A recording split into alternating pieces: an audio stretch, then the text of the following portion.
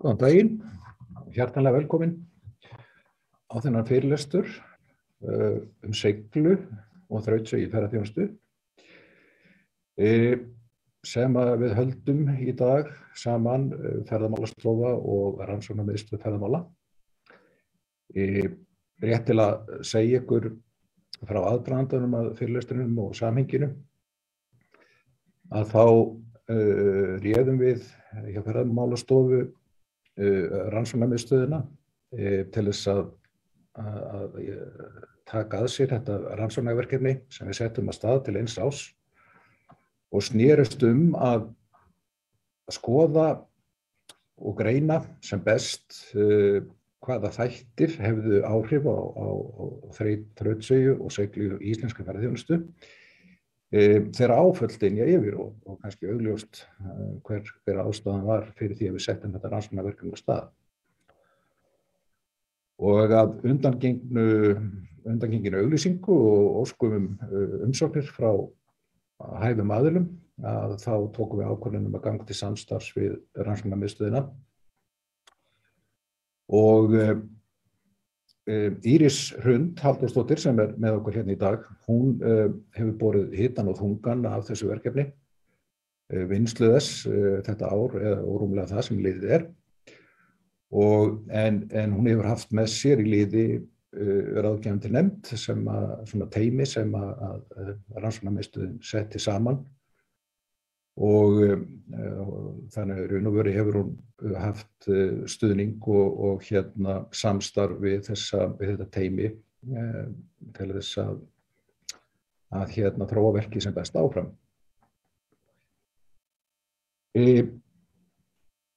Mitt ár í júlí sem sé á síðasta ári þá gaf Rannsóknarmiðstöðin út fyrri skýrslu sína og greiningu í málinu og hún aðgengileg á heimasíðu Ferðamálastofu meðal annars og það var í raun og veru greining á atburðarásinni í faraldrinum með tilliti til ferðaþjónustunnar fram að þeim tíma til miðs árs eða svo og þeim áhrifum á ferðaþjónustufyrirtæki sem átti greina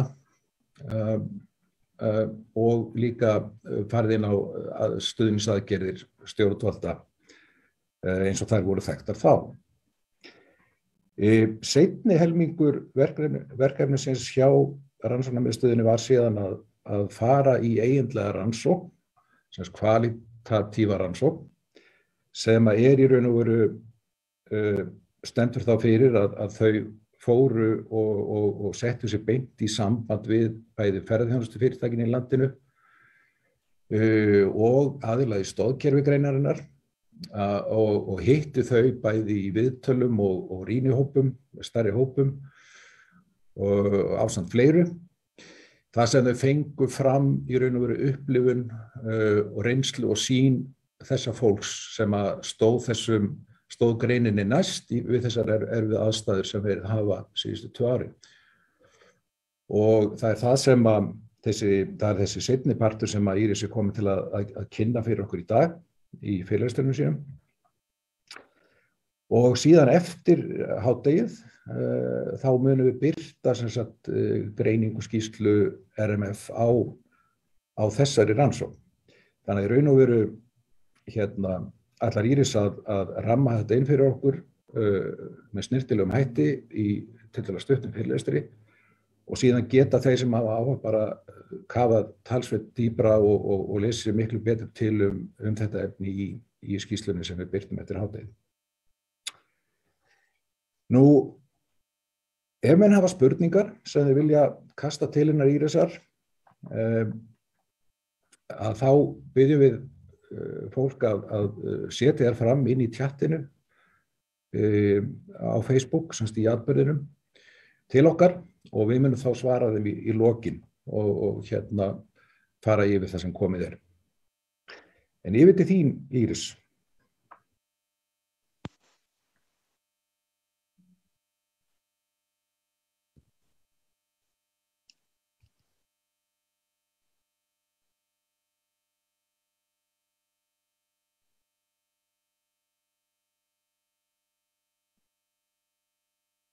Já, takk fyrir Jóhann. Komið sæl. Íris heiti ég og sérfræðingur hjá Rannsóknarmiðstöð ferðamála og ég hef umsjón yfir þessu rannsóknarverkefni sem hér verið að kynna í dag. Og eins og Jóhann kom inn á þá höfum við verið að vinna að þessu verkefni og verkefni snýr að því að varpa ljósi á hvað áhrif COVID-19 heimsfaraldurinn hefur haft á ferðaþjónustufyrirtæki hér á landi og þá á saman tíma að horfa til þeirra þátta sem eru líklegir til að efla þrautseigju greinarinnar. Nú við tókum þá ákvörðun að skipta verkefni í tvennt og síðasta sumar kom út áfangaskýrsla sem Jóhann nefndi og þar förum við yfir á atburðarásina sem fylgdi COVID-19 faraldrinum að þeim tíma og einnig áhrif faraldursins á ferðaþjónustuna og ferðaþjónustufyrirtæki og var sú skýrsla alfarið byggð á fyrirliggjandi gögnum, þessum gögnum sem voru til.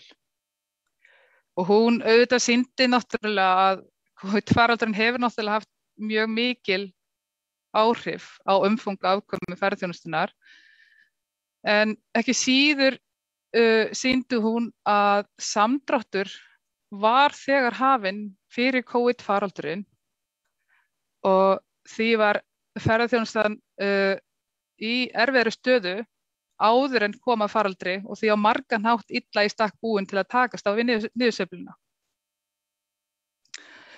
Nú, markmið seinni verkþáttar var að draga fram þá upplifun og reynslu fólksins í eldlínunni, fólks í ferðaþjónustu, af því að takast á við það krísuástand sem faraldurinn hafði skapað. Og hér var ætlunin þá að kafa dýpra og draga fram þá þætti sem eru kannski ekki sýnilegir í umræðinni en geta hins vegar haft áhrif á þrautseigju fyrirtæki í greininni. Nú, til þess að ná fram þessara dýpt og þennan skilning og aðstæðum fólksins var valin eiginleg rannsóknaraðferð en þær nýtast einmitt til þess að dýpka skilning okkar og veita innsýn í upplifun ólíkra aðila á aðstæðum sínum á þeim tímapunkti sem gagnaöflun fer fram. Nú, gagnaöfl var aflað með viðtölum, rýnihópafundum og dagbókarannsókn og fór gagnaöflunni fram í fyrra eða árið 2021. Við byrjum í febrúar og henni lauk í október. Samtals voru við viðmælendur 51, 37 rekstraraðilar úr ólíku greinum ferðaþjónustunnar víðs vegar um landið, 8 úr stoðkerfi greinarinnar og 6 frá stjórnsýslu sveitarfélaga. Nú, til þess að geta dregið lærdóm af aðstæðunum, þá fannst okkur mikilvægt að draga fram hérna þá þætti sem viðmælendur töldu skipta máli til að eiga við faraldurinn, ásamt því að draga fram helsta áskorun sem komu fram.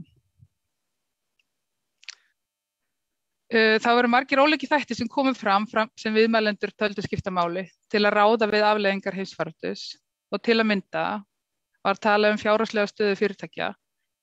En eins og kom vel fram í fyrir skýrslunni sem kom inn á áðan, þá jukust skuldir ferðaþjónustuna mikið á árunum fyrir faraldur.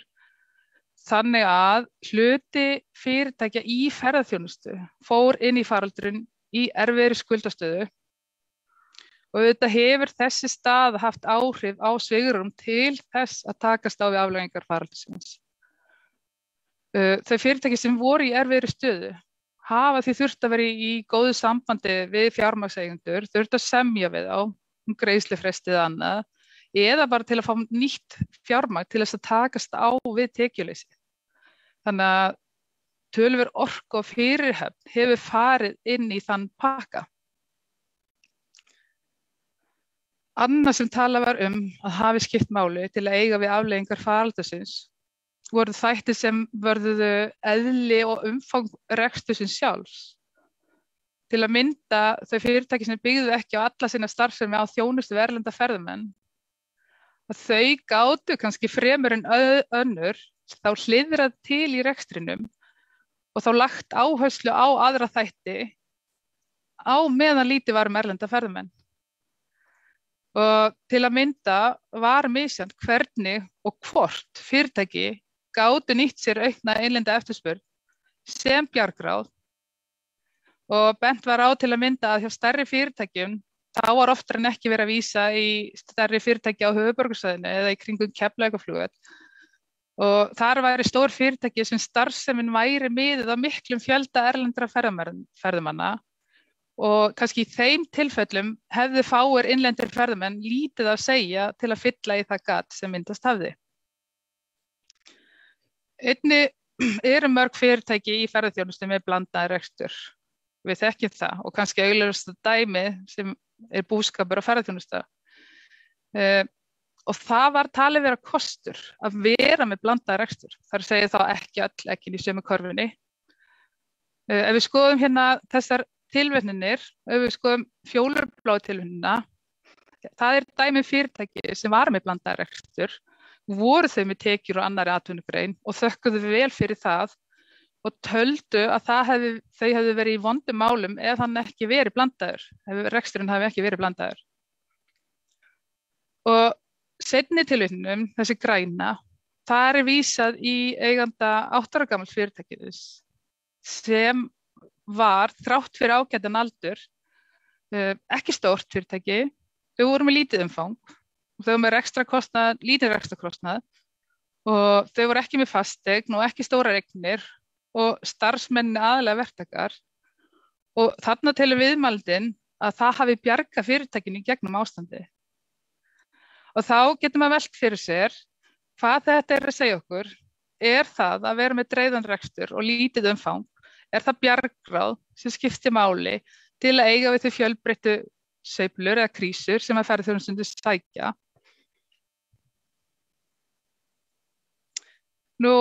Einnig var fjallað aðgengi að fjármagni og staðsetning rekstrar í ferðaþjónustu sem þá einn orsakaþátt í getu fyrirtækjanna til að eiga við krísuna.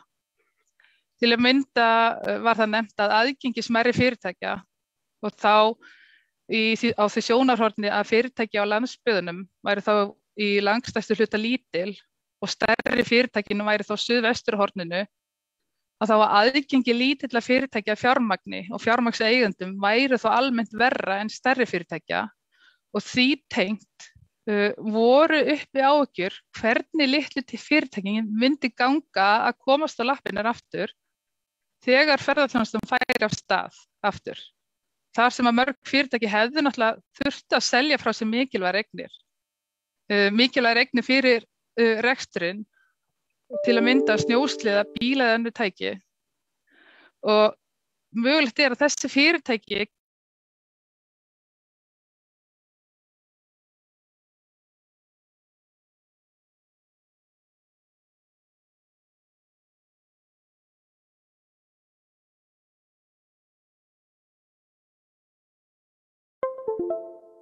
árstíðasveiflunnar hefðu mörg fyrirtæki vissan sveigjanleika innbyggðan í sinn rekstur og það að segja að fyrirtæki væru vön að takast á við tekjulisti hluta af árinu og væru því jafnvel betri í stakk búin til að bregðast við krísu heldur en önnur, eða bregðast við samdrætti heldur en önnur, sem hefur það áhrif á sveigjanleika og þrautseigju allavega til skamms tíma.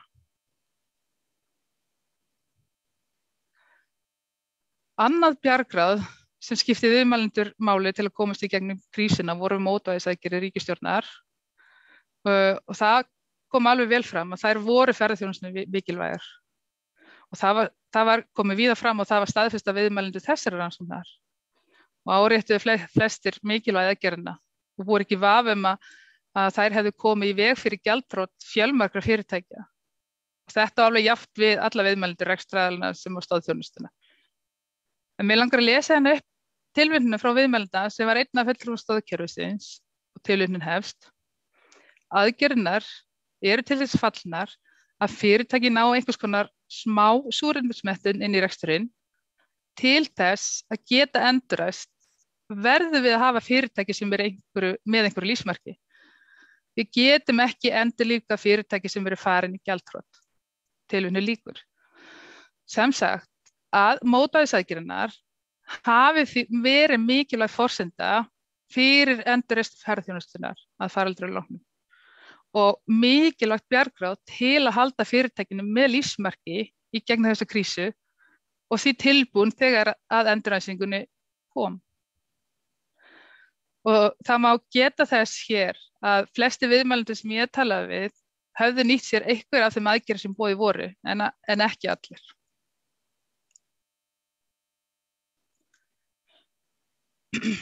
Það var sér í lagi undirstrikað mikilvægi hlutabótaleiðarinnar og hún var talin sérstaklega þýðingamikil hvað varðar endurreisn og framtíð ferðaþjónustunnar. Og að með henni hafi verið þá að hægt að halda í lykilstarfsfólk í vinnu sem var ómetanlegt. Þarna var hægt að halda í mikilvægt starfsfólk sem gat þá unnið með fyrirtækinu í að takast á við þetta erfið ástand. Og á sama tíma með því að gera það heldur fyrirtæki í mikilvæg þekkingu með því að halda starfsmönnunum, að því mikilvæg þekking oft þögul þekking sem hvergi bókfest. Þekking sem mjög mikilvæg fyrir fyrirtæki og áframhaldandi rekstur. En annað sem var áhugavert, að ekki síður þessi aðgerð mikilvæg fyrir fyrirtæki sem fjarri fjölmennum vinnumarkaði. Við vitum það að íslensk ferðaþjónusta mikið til náttúrutengd og því mörg mikilvæg fyrirtæki staðsett fjarri fjölmennum vinnumarkaði. Og ef við horfum á tilvinnina sem hér sett fram, að það dæmi fyrirtæki, ég segi svona meðalstórt, sem tók það ákvörðun að reyna að halda mesta starfsfólkinu, þar sem að ljóst var að ef starfsfólki myndi missa vinnuna, þá myndi það flytja í burtu. Og þá myndi fyrirtæki lenda í vandræðum við mönnun þegar kæmi að endurhæfingunni. Þar sem að aðgengi þeirra að fjölmennum vinnumarkaði var ekki til staðar og þess að segja þannig, það var metið mikilvægt að halda opnu eiginlega aðalega út af þessu starfsmannamálum. Og þá með hlutabótaleiðinni var það mögulegt.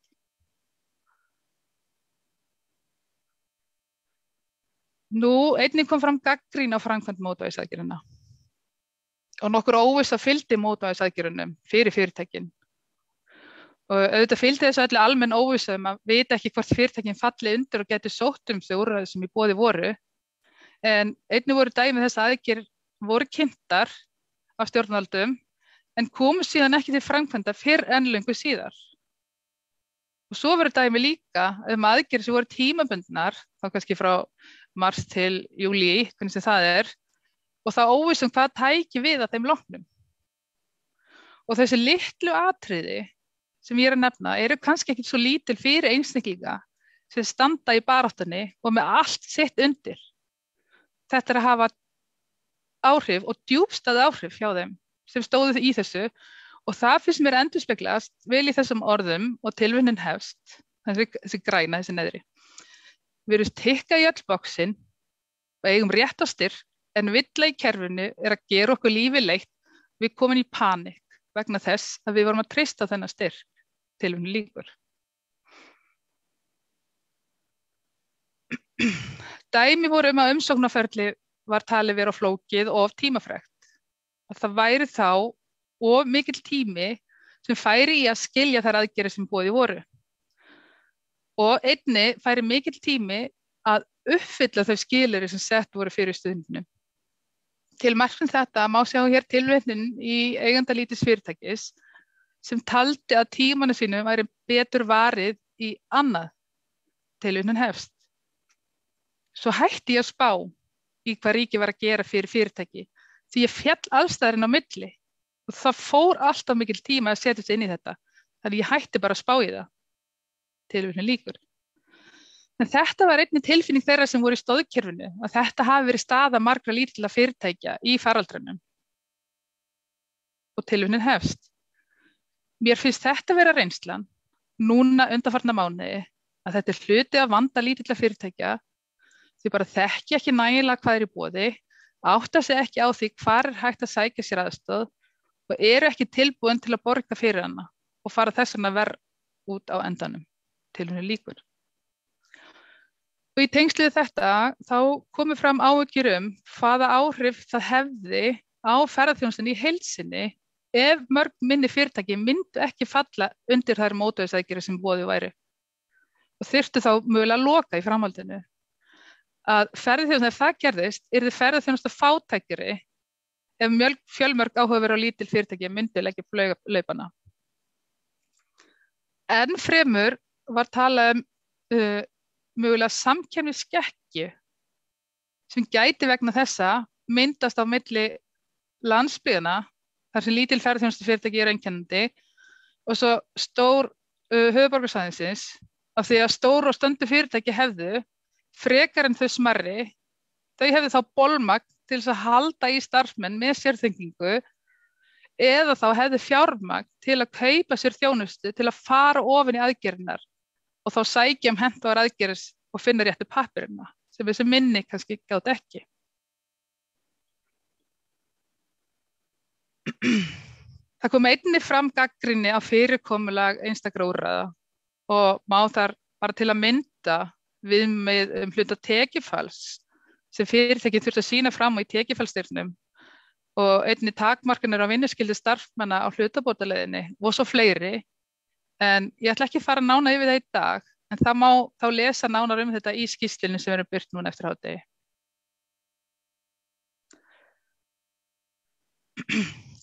Nú, það var töluvert rætt hjá viðmælendum og hópi fyrirtækja, skort á stuðningi og skilningi sveitarfélaga á málefnum ferðaþjónustufyrirtækja í krísunni. Þetta lá þeim svolítið ofarlega í huga. Og var það heilt yfir, sem sagt þetta átti ekki við einhverja einstaka sveitarfélag, einhverja einstaka landshluta.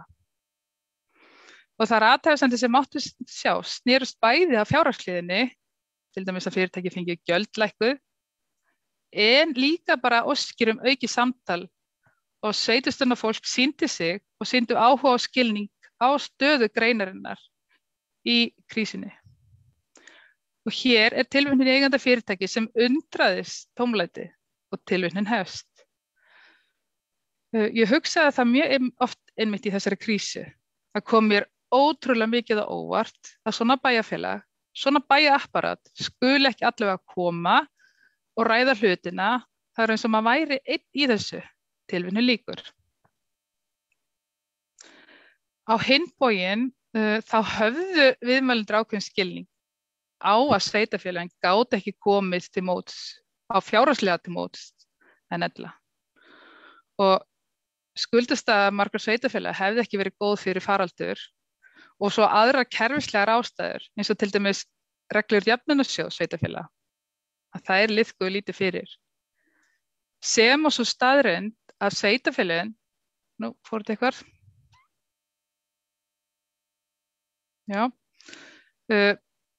að sveitarfélagin hefði lengi kvartað við því að virðisauki sem verður til í ferðaþjónustunni að hann skili sér lítið til sveitarfélagina.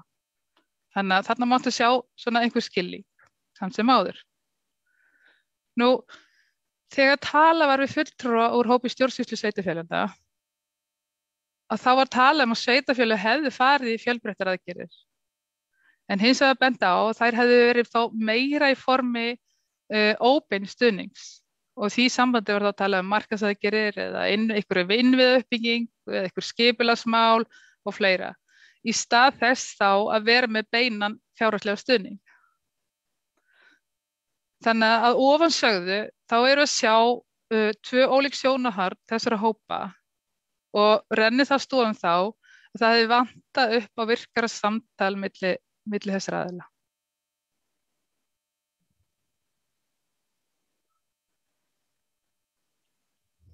Nú, miklar áskoranir fylgdi uppsögnum starfsfólk auðvitað.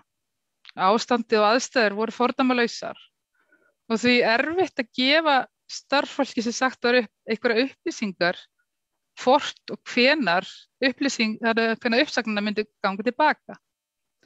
Og einnig ríkti óvissa starfsöryggi þessa starfsfólk sem eftir sat og þá náttúrulega spyrja þau sig, eru þeim líka sagt upp? Þannig að ástandið var flókið og erfitt fyrir alla. En vegna uppsagnanna flæddi mikil þekking úr ferðaþjónustunni sem við vitum ekki ennþá hvort það skilir sér tilbaka og getur það haft langtíma áhrif á starfsemi fyrirtækja og greinarinn allrar.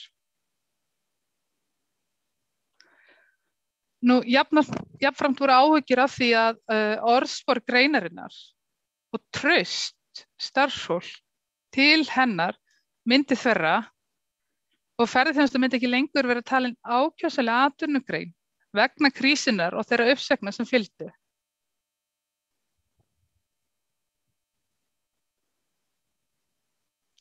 Svo voru ráðningar sumarið 2021 heilmikil áskorun. Þær fóru náttúrulega seint af stað og þurftu vinnuveitendur að hafa hraðar hendur og finna starfsfólk. Og það gekk oft ekki vel og komu fram ýmsar skýringar af hverju það hafi ekki gengið betur frá viðmælendum og til að mynda var tala einmitt orðspor greinarinnar hafi beðin ekki. Það óvissan væri bara enn of mikil. Það er erfitt verið að taka við starfi af því að það var líka talað að óvissa með bótarétt ef starfi væri tímabundið. Þannig að hefðu starfsfólk réttindi til bóta ef að þeir myndi missa starfi fljótlega aftur. Og fleiri útskýringar komu fram.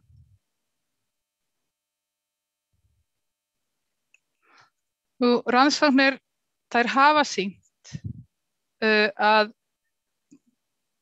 tengslanet bæði persónuleg og fagleg geta haft áhrif að geta fyrirtæki til að takast á erfiðar aðstæður og viðmælendur sögðu þetta líka. Að það var mikilvægt að fá að finna stuðning, fjölskyldu, vina og ekki síður annara í nærsamfélaginu. Rannsóknir hafa enn frekar sýnt fram á mikilvægi þess að ólíkir hagsmunaaðilar geti unnið saman til að bregðast við krísu og erfið ástandi. Það kom vel fram í þessari rannsókn. Það verður sér aukna þörf fyrir samstöðu og samvinnu til að takast á við þessi sameiginlegu ógn. Og það var talað þessi sameiginlega ógn hefði þá þjappað fyrirtækinu saman. Það var talið mjög mikilvægt að geta þá hitt annað fólk í sömu aðstæðum og geta þá átt uppbyggileg samskipti og deilt reynslusögum. Og það má nefna í framhjáhlaupi að það var líka tekið fram að tími fyrir samvinnu hafi ekki verið mikill á árunum á undan og sérstaklega nefnt að uppgangurinn og hraðinn hafi verið það mikill því lítill tími sem gafst til einhvers konar samvinnu.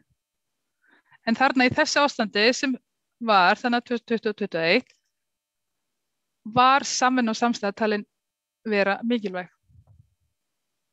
Og þessi samvinna og þetta samtal og það átti sér oftar en ekki stað í gegnum einhvers konar formlegan vettvang, einhvers konar samstarf, ferðamálafélög, hagsmunafélög og eitthvað slíkt og nefndu einnig margir verkefni ratsjóna sem velhæfna framtak. Og þeir viðmælendur sem hefðu tekið þátt í ratsjóni á tíma COVID voru á því að sá vettvangur hefði skipt miklu máli til þess að hugsa fram á við áfram með reksturinn í stað þess að vera í eilífri varnarbaráttu.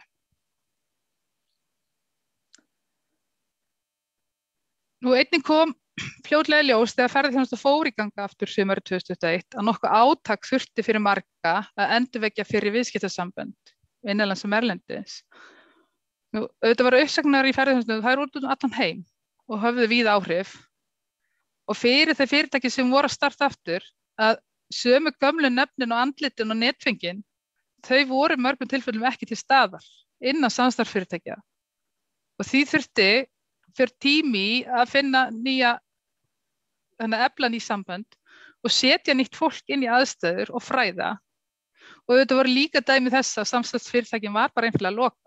Og þá þurfti þá að fara að finna nýja samstarfsaðila og semja upp á nýtt.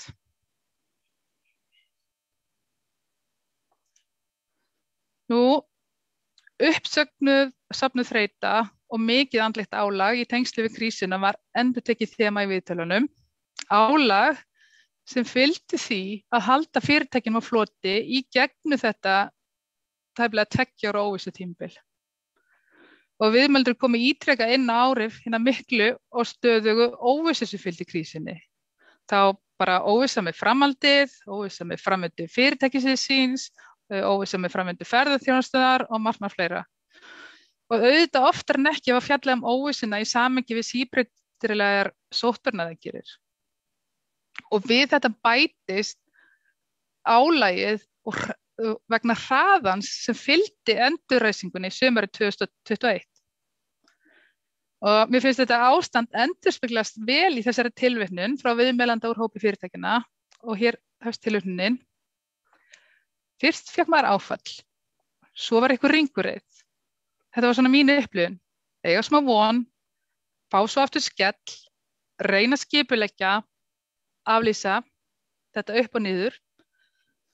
Það hefur algjörlega gengið frá manni og mín upplifun núna á vordögum var að mér finnst ég vera rosalega þreytt. Þreytt að þurfa að standa í þessu og hugsunin að þurfa að keyra allt á fullu núna og vera aftur á 100 á mjög stuttum tíma, þetta svakalegt álag. Tilvitnun lýkur. Þannig að þetta hefur verið einhvers konar rússíbanareið sem hefur leitt til álags og mikillar þreytu.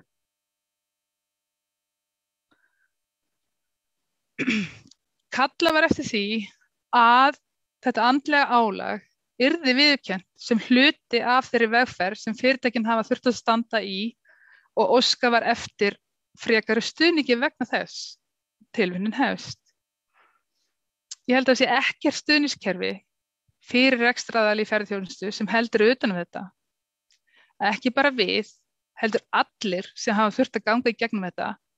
Það finnst mér mjög erfitt. Tilvitnun lýkur. Og undir þetta var tekið úr stoðkerfi greinarinnar að þetta sé stórt mál sem þurfi að horfast í augun á. Og tilvitnun hefst. Þetta rosalega tilfinningar og þetta risa mál. Það enginn byrjar að tala um þetta neins staðar. Og ég ekki til að segja að það sé ámælisvert, en ég held að við séum ekki byrja að taka þetta inn í reikningin. Tilvitnun lýkur. Í þessu samhengi komu þannig upp áhyggjur líka ef skapandi og reynslumiklir rekstraraðilar hverfi úr greininni vegna þessara þreytu. Og ferðaþjónustan myndi þá standa uppi einsleitari og snauðari fyrir vikið.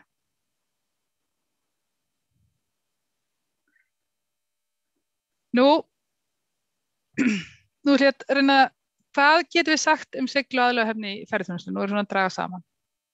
En það margt sem bendir til þess að aðlögunarhæfni íslenskra fyrirtæki í ferðaþjónustu sé umtalsverð. Og þessi rannsókn, hún hefur dregið fram fjölbreytta þætti sem hafa og geta haft áhrif á siglu fyrirtækja. Til að við förum inn á umfangi og eðli fyrirtækja, aðgengi að fjármagni, árstíðasveiflan og fleira sem getur þannig haft áhrif. En til þess að vinna að þeim fjölbreyttum þáttum sem geta haft í ákveði áhrif á siglu fyrirtækjana svona ákveðni grundvallar þættir sem þurft að vera fyrir hendi. Þessi rannsókn hefur dregið fram mikilvægi starffólk fyrir framgöngu fyrirtækja í ferðaþjónustunni í gegnum þessa krísu og við heyrðum hér áðan að með uppsögnum og óvissum má telja orðspor og traust greinarinnar hafi laskast. Og því hafi verið erfiðar fyrir starffólk að fá starffólk aftur til vinnu. Og því mikilvægt að ferðaþjónustu fyrirtæki byggi upp gott samband við starffólk sitt og leiti þá leiða til að efla þrautseigju þeirra. Nú rannsóknir á upplifun starffólk í ferðaþjónustu á tímum kórónuveirufaraldursins, bæði hér á landi og erlendis, þær hafa dregið fram ákall starffólk eftir meiri og áreiðanlegri upplýsingagjöf og viðurkenningu á alvarleika ástandsins og skipulagðri viðbrögð að takast á við ástand sem skapaðist.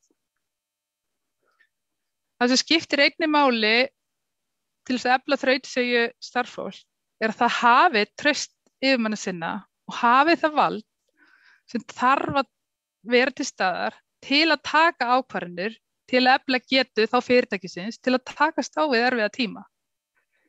Í dag stendur ferðaþjónusta frammi fyrir þeirra áskorun að laða til sín öflugt og hæft starffólk og það gerist ekki nema greinin geti boðið upp á góð störf og áhugaverða leiðir til starfsþróunar.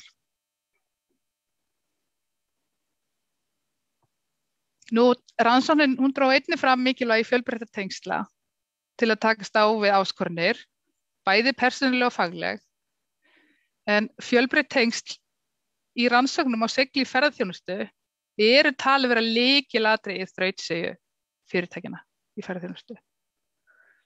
Og þær hafa enn frekar sýnt að klasasamstarf getur leikið hlutverið að minnka óvissuna og þá bæta aðgengi fyrirtækjanna að mikilvægum bjargráðum þegar tekist á við erfiðleika.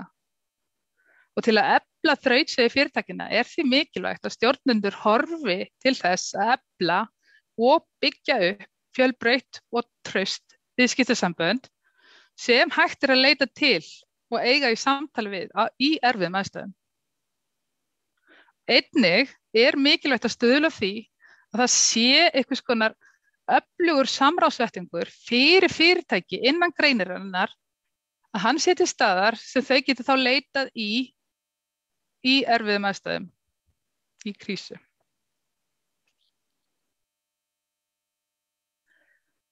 Nú, ekki vafa því að undirbúningur áætlanagerð skipta máli, miklu máli til að efla þrautseigju fyrirtækja í áföllum og krísu, en þó ég hef ekki komið inn á í þessar kynningu, þá var það ljóst í þessari rannsókn að mörg fyrirtæki hafa farið í gegnum einhvers konar krísuáætlun eða áætlanagerð til að undirbúa fyrirtækin fyrir hvers konar áföll. En hins vegar hefur þessi áætlanagerð yfirleitt snúið áföllum í tengslu við náttúruvá hvers konar og hún gerir þá ráð fyrir þá styttri krísu en svo krísa sem við höfum verið að horfast í augu núna. Voru nú viðmælendur úr hópi fyrirtækja þú voru á því að það hefur ekki verið hægt að undirbúa fyrir þessi krísu sem þessa, sem gerir ráð fyrir einhvers konar 16 mánaða eða 18 mánaða stoppi.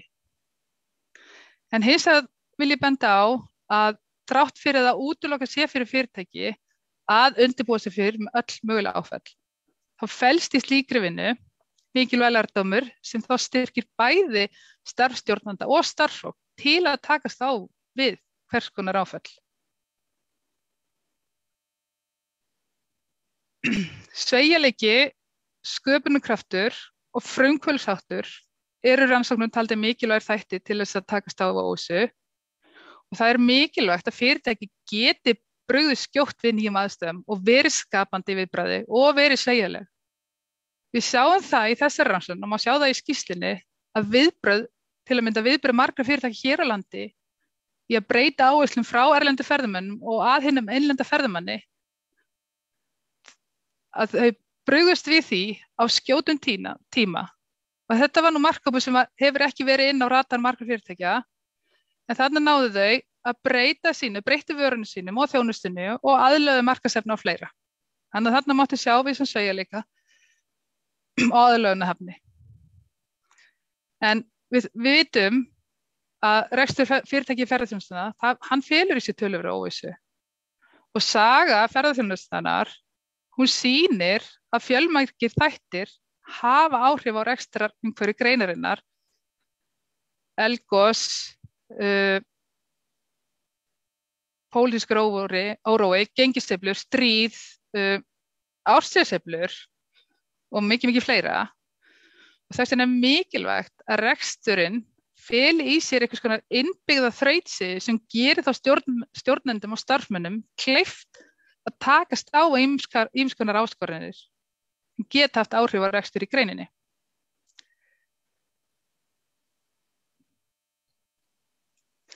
Nú, ferðaþjónustan, hún samofin félagslegum og menningulegum þáttum sem skipta máli þegar rætt siglu hennar. Og við höfum séð það. Og rannsóknir í ferðaþjónustu hafa bent á hvati margra sem fara í rekstur innan ferðaþjónustunnar, hann oft mun persónulegri en sést í mörgum öðrum greinum og jafnvel ekki jafn hagnaðardrifinn og annars. En í þessi samhengi áhugavert að horfa á það að fjárhagsgreiningar til að mynda ráðgjafsins KMBG á stöðu ferðaþjónustunnar benda til að fjárhagslega staða greinarins sé ekki góð og mögulega sé þörf á frekari stuðningi við hana, en hins vegar má sjá í könnun Gallup og ferðamálastofu sem kom út í desember 2021 töluverða bjartsýni á meðal þeirra sem reka fyrirtæki í greininni. Og einnig samkvæmt viðhorfskönnun Sævars Kristinssonar hjá ráðgjafarsviði KPMG sem var kynnt inn í byrjun þessa árs. Þar má sjá að mikill meirihluti fyrirtækjaeigenda ætla að halda áfram starfsemi sinni innan ferðaþjónustu. Þannig að mikil þrautseigja þannig gangi. Nú, nokkur lokaorð. Við höfum séð að mörg fyrirtæki í ferðaþjónustunni, þau hafa sýnt ótrúlega þrautseigju og aðlögunarhæfni í gegnum þetta tæplega 2 ára krísutímabil. Og að fólk í ferðaþjónustu, það hefur sýnt af sig mikið æðruleysi. Þau hefur bara tekið á þessu stóru áskorunum sem komu og bara unnu úr því til að komast í gegnum skaflana. En hins vegar mörgum spurningum enn ósvarað. Storminn að lægja og ferðaþjónustufyrirtækin að rísa upp aftur. Þannig það mikilvægt að halda áfram að fylgjast með greininni til að sjá hver langtíma áhrifin verða. Við sáum í þessari kynningu ýmsar áskoranir sem mikilvægt að horfa til í áframhaldinu og til að mynda hvaða áhrif höfðu fjöldauppsögnunar á ímynd ferðaþjónustunnar sem ákjósanlegur starfsvettvangur. Við vitum það var erfitt að fá starffólk til að vinna 2021 fyrir marga, en hver staðan nú fyrir þetta sumar? Hefur þetta langtíma áhrif? Hvaða langtíma áhrif hefur skuldasöfnun bæði fyrir COVID og í COVID? Hvaða áhrif hefur það á greinina í framtíðinni? Einnig mismunandi aðgengi fyrirtækja að fjármagni og mótvægisaðgerðunum. Það einn þáttur sem þarf að skoða nánar.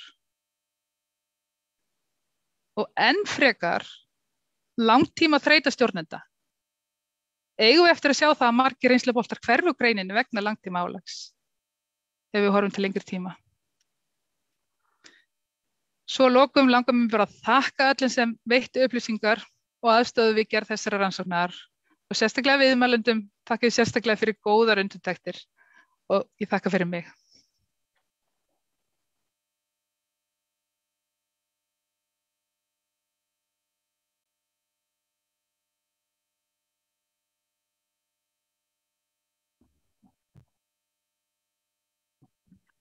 Við þakkum Írisi kærlega fyrir góðan fyrirlestur og greinargott yfirlit það sem kom fram í samtölum þeirra og rannsókn þeirra sem þau áttu beint við fólkið sem mest brann á í þessum faraldri og það má margt af því læra að tala við fólkið sem í bómsónum og þekkir best til. Ég benti aftur á að mun ítalegri skýrsla þessa rannsókn þeirra og samtal við greinin og stoðkerfið. Hana verður að finna á heimasíðu okkar núna upp úr hádegi. Það hvort það einhverjar spurningar. Það ekki spurningar eftir fyrirlesturinn, þannig að hún hefur bara náð að koma öllu til skila. Og þá segjum við bara takk í bili og hvet ykkur til að lesa líka skýrsluna sem kemur á eftir. Takk fyrir þáttökuna og takk kærlega Íris fyrir góðan fyrirlestur.